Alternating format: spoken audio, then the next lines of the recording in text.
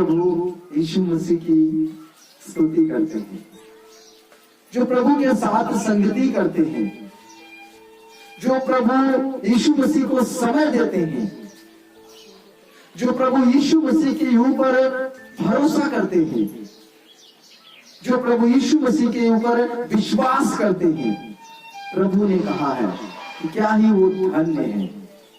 आमीन आमीन। और परमेश्वर कहता है आपको देकर, आपकी इस प्रेम को देकर, परमेश्वर के उपस्थिति में आपको देकर, जो दुष्ट लोग हैं आपको देकर वो कूदेंगे, बड़बड़ाएंगे। परमेश्वर कहता है कि तुम्हारी संगति को देखकर मेरे साथ वो तुम्हें पसंद नहीं करेंगे, वो तुमसे आनंदित नहीं होंगे, वे तुमसे खुश भी नहीं होंगे। आमीन आमीन। परंतु परमेश्वर कहता है कि वो दांत पीस पीस कर गल जाएंगे। क्या हो जाएंगे? दांत पीस पीस कर क्या हो जाएंगे? गल जाएंगे। आमीन आमीन। ऐसा नहीं, बड़ा वाला बोलो आमीन आमीन आमीन। दुष्ट लोग अपना दांत पीस पीस कर, परमेश्वर कहता है वो गल जाएंगे।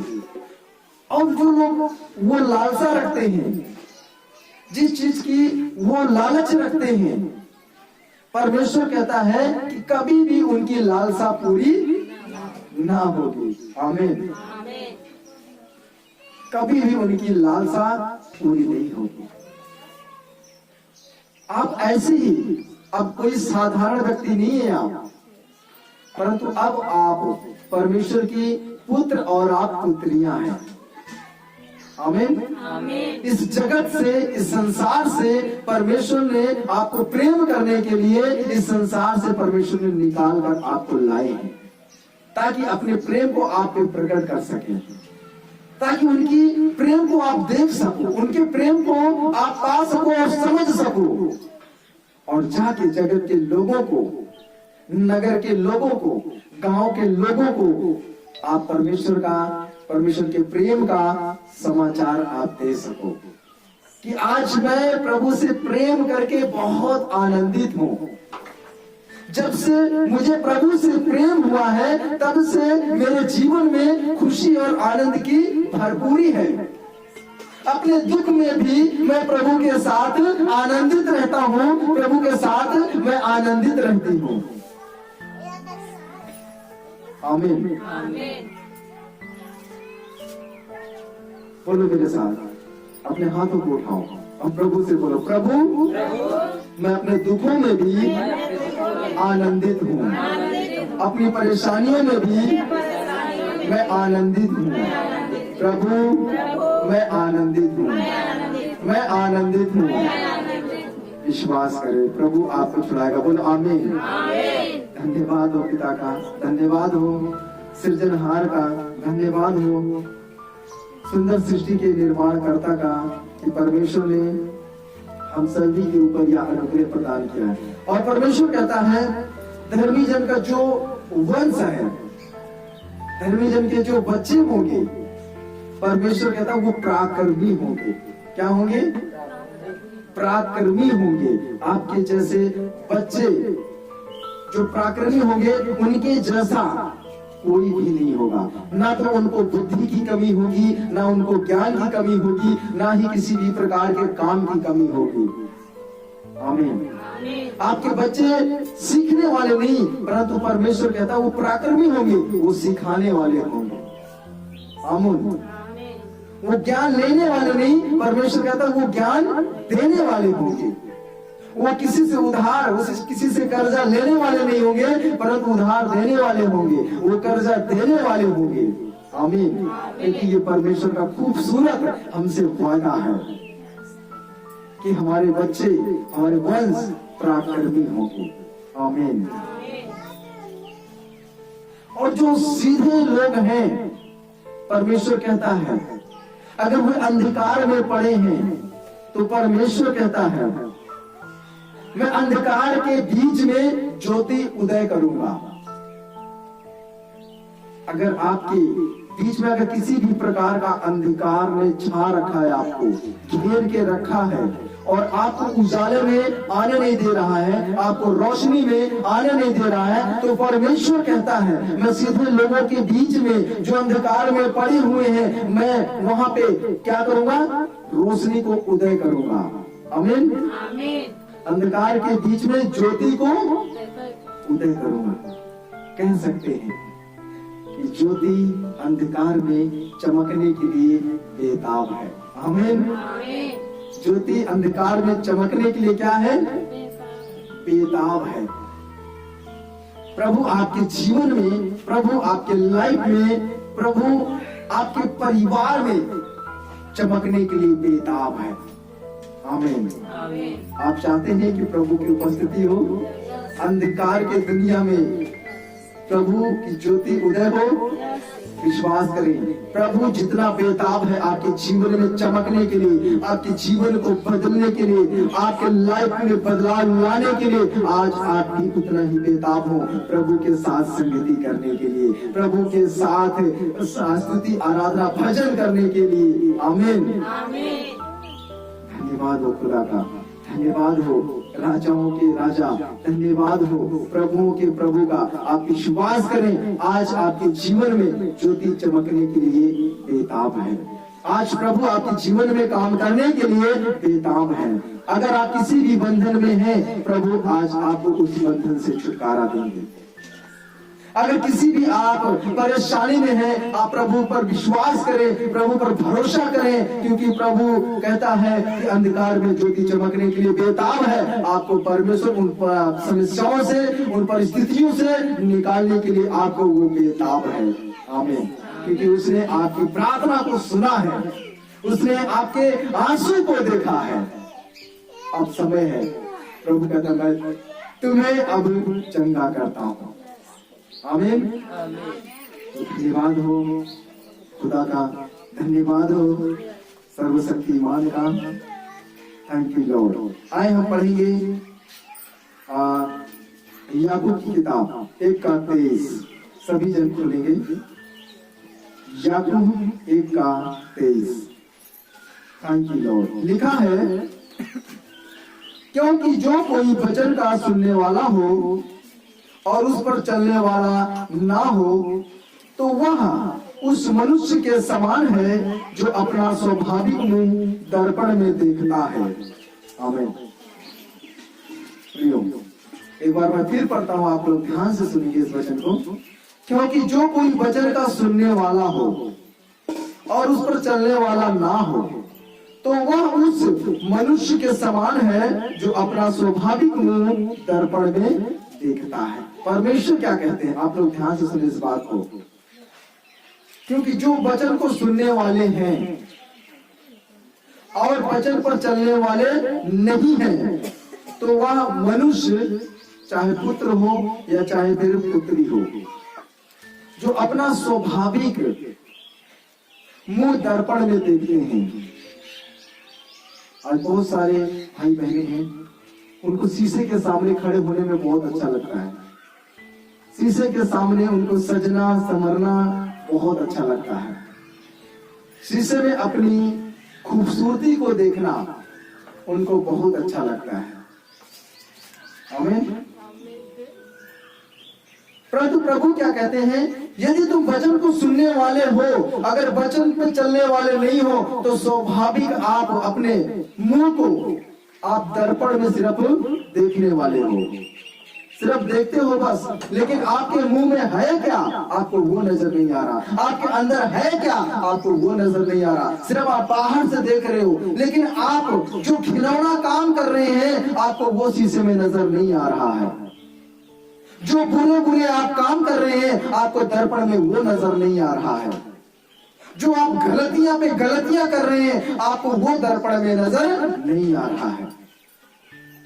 प्रभु कहता है, वचन तो सुनते हो लेकिन वचन पे चलते नहीं हो, तो तुम अपना स्वाभाविक रूप जो है मुंह दर्पण में सिर्फ देखते हो बस, लेकिन तुम्हें कोई कमियां नजर नहीं आ रही हैं।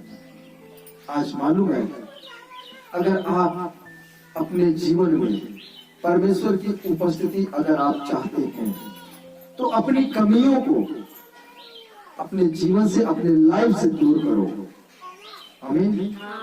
एक वक्त था, एक समय था, मैं भी परमेश्वर को पहला स्थान नहीं देता था। मैं भी संसार में बहुत सारी फिल्में हैं देखना पसंद करता था, बहुत सारे फिल्मी गाने हैं उनको सुनना मैं पसंद करता था। ये सब देखने से, ये सब सुनने से मेरे जीवन में परमेश्वर की उपस्थिति नहीं थी। ठट्टा करने वाले लोगों के बीच में मैं बैठता था, बुराइयां करने वालों के बीच में बैठता था, बुराइयां भी करता था, लेकिन परमेश्वर की उपस्थिति नहीं थी। अगर आज आप चाहते हैं कि परमेश्वर की आपके बीच में उपस्थिति हो, तो आप फिल्मी गाने सुनना छोड़ दो। आमीन। फिल्मी गाने सुनना आप छोड़ दो, देखना परमेश्वर की उपस्थिति आपके जीवन में होगा। डिलीवरेट करेगा परमेश्वर आपको, वहां से निकाल के अपनी उपस्थिति में परमेश्वर आपको लेके आएगा। फिल्में देखना आप छोड़ दो, परमेश्वर आपके जीवन में पहला स्थान देंगे, आपको डिलीवरेट करेंगे। आप परमेश्वर से करो प्रार्थना, परमेश्वर से बोलो कि हे प्रभु, मैं इस संसार के फिल्में नहीं देखना चाहता, प्रभु मैं टीवी सीरियल नहीं देखना चाहता है, प्रभु मुझे डिलीवरेट करो, प्रभु मुझे इससे अलग करो, प्रभु मुझे अपनी उपस्थिति में लेके आओ। परमेश्वर आपकी प्रार्थना को सुनेगा, परमेश्वर आपकी प्रार्थना का जवाब देगा, जैसे खुदा ने मेरी प्रार्थना को सुना। जैसे मुझे परमेश्वर ने फिल्मी गानों से अलग किया, फिल्मों से अलग किया, टीवी सीरियल से अलग किया, वैसे ही परमेश्वर आपको भी अलग करेंगे। आमीन। अगर आप गाना सुनते हैं फिल्मी, तो विश्वास करना परमेश्वर की उपस्थिति आपके जीवन में नहीं है। अगर टीवी सीरियल अगर आप देखते हैं, तो विश्वास करना परमेश्वर की उपस्थिति आपके जीवन में नहीं है। आप क्या चाहते हैं? परमेश्वर की उपस्थिति चाहते हैं? परमेश्वर की मौजूदगी अपने जीवन में आप चाहते हैं? आप परमेश्वर में डिलीवरेट होना चाहते हैं? तो परमेश्वर से आपको प्रार्थना करना कि हे प्रभु, मैं निकलना चाहता हूँ, फिल्मी गानों से निकलनी चाहती हूँ, मुझे डिलीवरेट करो, मुझे अपनी उपस्थिति में लेके आओ। परमेश्वर आपको निकालेगा वहां से। और जब परमेश्वर आपको मालूम है डिलीवर करता है, जब परमेश्वर अपनी उपस्थिति में लेके आता है, आप विश्वास करें, कभी आपका फिल्मी गाने सुनने का मन नहीं करेगा। इतना समय से मैं जब से सेवकाई कर रहा हूँ, आज तक मैं कभी भी अपनी इच्छा के अनुसार कभी भी मोबाइल में फिल्मी गाने को लगाकर नहीं सुना हूँ, क्योंकि परमेश्वर ने मुझे डिलीवर कर दिया, अपनी उपस्थिति में लेके आया। अगर आप चाहते हैं तो परमेश्वर आपको भी अपनी उपस्थिति में लेके आएगा। अगर आप नहीं निकल पा रहे वहां से, तो परमेश्वर से प्रार्थना करो, प्रभु यीशु आपको वहां से निकाल के ले आएंगे। वरना आप शीशे में दर्पण में खड़े होकर अपने सिर मुंह देखते रहोगे और आपको कुछ नजर नहीं आएगा। ये नजर नहीं आएगा कि परमेश्वर की उपस्थिति में, परमेश्वर की उपस्थिति हमारे जीवन में है या नहीं, ये नजर नहीं आएगा। आपको सिर्फ वही फिल्मी गाने में कैसा डांस हो रहा है, कैसा गा रहे हैं, क्या पहना है, दर्पण में आपको सिर्फ वही नजर आएगा। हालेलुया। जो सीरियल में देखा था, जो झगड़ा लड़ाई चल रहा था, आपको वही नजर आएगा, लेकिन परमेश्वर की उपस्थिति आपको नजर नहीं आएगी। इसलिए जब दर्पण में आप खड़े होते हो, परमेश्वर कहता है अगर तुम वचन को सुनने वाले हो तो वचन पे चलने वाला भी बनो। जब शीशे के सामने जाते हो तो अपने आप पर देखो कि मैंने कौन सा गलत काम किया है। इस चेहरे को देखकर घिन करो कि परमेश्वर मैंने ये काम क्यों किया, इतना गंदा काम, इतना गलत काम मैंने किया कैसे। परमेश्वर मुझे आपकी उपस्थिति चाहिए, प्रभु मैं अपने जीवन में आपकी उपस्थिति चाहता हूँ, ऐसे गलत काम मैं नहीं करना चाहता हूँ। दर्पण के सामने खड़े होकर अपने आप को देखो, किन की बुराई कर रहे हैं। दर्पण में आप अपने आप को देखो, अपने चेहरे को नहीं, उन बुराइयों को देखो जो आपने अभी लोगों के साथ आपने किया है, और परमेश्वर से बोलो कि प्रभु बहुत हो गया, मुझे आप डिलीवर करो, मैं आपके साथ जीना चाहती हूँ, आपके साथ जीना चाहता हूँ। मैं आपसे प्रार्थना करता हूँ कि मुझे इनसे आजाद करो, मैं आपकी उपस्थिति चाहता हूँ। हालेलुया। अपने जीवन में मैं आपकी उपस्थिति चाहता हूं, मुझे डिलीवर करो। हालेलुया। और इफिसियों 2:10 में लिखा है, क्योंकि हम उसके बनाए हुए हैं। ध्यान से सुना, क्योंकि हम उसके बनाए हुए हैं और मसीह यीशु में उन भले कामों के लिए सिरजे गए जिन्हें परमेश्वर ने पहले से हमारे करने के लिए तैयार किया। आमीन। लिखा, क्योंकि हम उसके लिए बनाए गए हैं। फिल्मी गानों की सुनने के लिए नहीं, फिल्में देखने के लिए नहीं, संसार में लड़ाई झगड़ा करने के लिए नहीं, किसी की बुराई करने के लिए नहीं, व्यभिचार करने के लिए नहीं। लिखा है कि हम उसके लिए बनाए गए हैं। आमीन। और मसीह यीशु में उन भले कामों के लिए सिरजे गए हैं। प्रभु यीशु मसीह, अगर आप उन पर विश्वास करते हैं तो आप इस बात पे ध्यान दें कि प्रभु यीशु मसीह में उन भले कामों के लिए हम सिरजे गए हैं। परमेश्वर चाहता है हमसे कि हम जो भले काम है उन कामों को करें, बुरे कामों को नहीं, बुराइयों को नहीं, परंतु अच्छे कामों के लिए हम सिरजे गए हैं। अगर इस बात से आप अनजान हैं, अज्ञान हैं, तो आप ध्यान से इस वचन को सुने कि परमेश्वर ने पहला नंबर क्या बोला कि मैंने तुम्हें अपने लिए बनाया है। दूसरा क्या बोला परमेश्वर ने कि तुम्हें अच्छे कामों के लिए, तुम्हें भले कामों के लिए, तुम्हें भलाई के कामों के लिए मैंने तुम्हें सिरजा है। अब दर्पण में जाके देखो, अब शीशे के सामने जाके खड़े होके देखो कि आपको परमेश्वर ने अपने लिए बनाया है। क्या आपको नजर आ रहा है कि आप परमेश्वर का काम कर रहे हैं? देखो अपने चेहरे को, अब दर्पण के सामने जाके खड़े होके देखो कि परमेश्वर ने आपको भले कामों के लिए सिरजा है। तो आप देखो अपने आप को, क्या आप भले काम कर रहे हैं? क्या आप भलाई कर रहे हैं? हालेलुया। प्रभु यीशु मसीह के नाम की लिखा, जिन्हें परमेश्वर ने पहले से ही हमारे करने के लिए तैयार किया है। ऐसे परमेश्वर ने बहुत सारे लोग हैं जिनके जीवन में परमेश्वर चाहता है कि हम जाएं। ऐसे बहुत सारे लोग हैं जिनके जीवन में हम जाएं और परमेश्वर का हम काम करें, जबकि परमेश्वर ने पहले से ही काम करने के लिए हमें चुना हुआ है। आमीन। हमें तैयार किया हुआ है। ये भी नहीं है कि हमें तैयार करना है, परमेश्वर ने हमें इस काम के लिए पहले से ही तैयार किया हुआ है। हम क्योंकि सेनाओं के यहोवा के हम सेना हैं। यहोवा के हम क्या हैं? सेना हैं।